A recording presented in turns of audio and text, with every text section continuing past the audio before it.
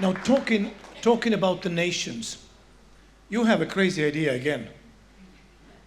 Tell me about it. On the third, you have to know that I'm living in The Hague, and The Hague is the capital, the legal capital of the world.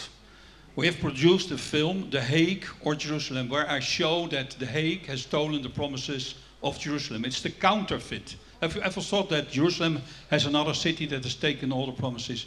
I'm born there, I live there, my ministry is there. And on the 30th of December in the United Nations, they have asked to the World Court to come and to make an opinion about the rights of Israel, east of Jerusalem, Judea and Samaria. So the opinion is, I was thinking just an opinion, but last year I had a meeting with the ambassador and the legal advisor of the Israeli government. I said, tell me exact what is going on. And they said, Jack, this is going to happen. They told me all the procedures. I'm not sharing it here now, but on the 25th of July, it was the last day that the nations could deliver their legal view about Israel on the court, on the World Court, in the Peace Palace. By the way, the Peace Palace, the official name is the Temple of Peace. That's the name what they officially use now. And I said to the ambassador, I said, listen, Modi, it's just an opinion. We have heard it so many times. Why are you so concerned? He said, no, Jack, this is more serious than ever. This was before 7th of October.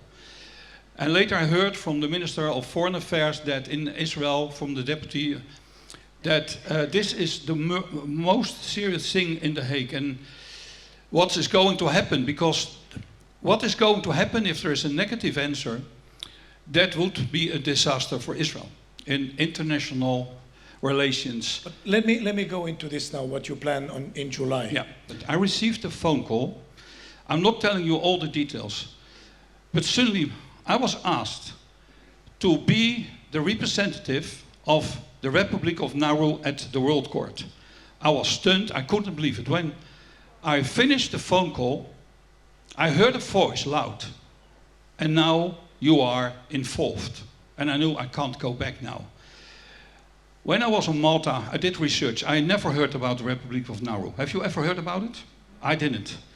So I was in a big house, I was alone, and I did research on the internet about the Republic of Nauru, and I started to laugh loud. I couldn't believe it. I have represented in the battle for Jerusalem and for Israel the smallest nation of the whole world. There is no smaller nation in the whole world. But they have a vote. And they have the same vote as India, as China, as America, all the nations. They have only 12,000 citizens. Can you imagine? But in their logo, God's will first. I heard later that I'm the only one in the whole world who have done this. There is nobody else what I have experienced there. So I really felt that we have rent a building, a step in faith. We can have 2,200 people, and I'm traveling. I'm calling myself now a fisherman. I'm fishing the leaders to come to The Hague. Albert is coming. You promised me that you will be there, yes? Yes?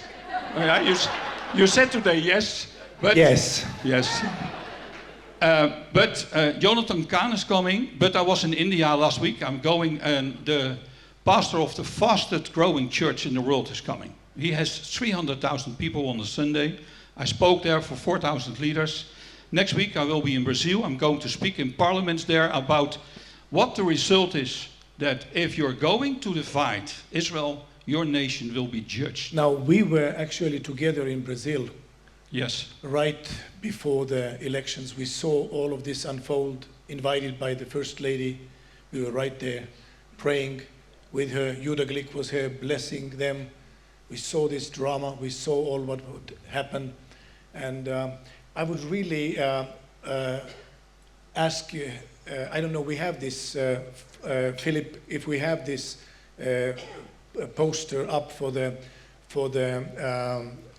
trial that will take place in The Hague. I'm going to write a decree.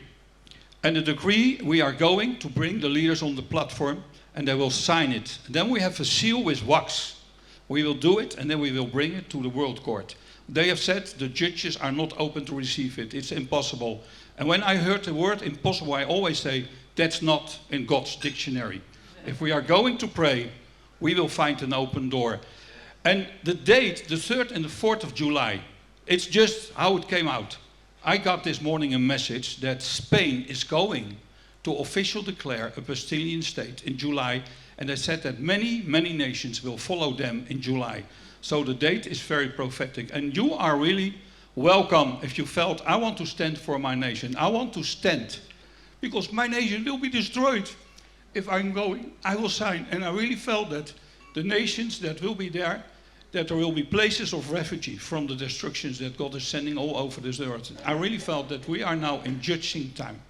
And we need to stand for our nation. Sweden have to be there, the Nordic countries. I have people from India, I have people from all over the world. They have promised me to come. So we will see. Jack? Okay, thank you so much. Well, you will see. Trial.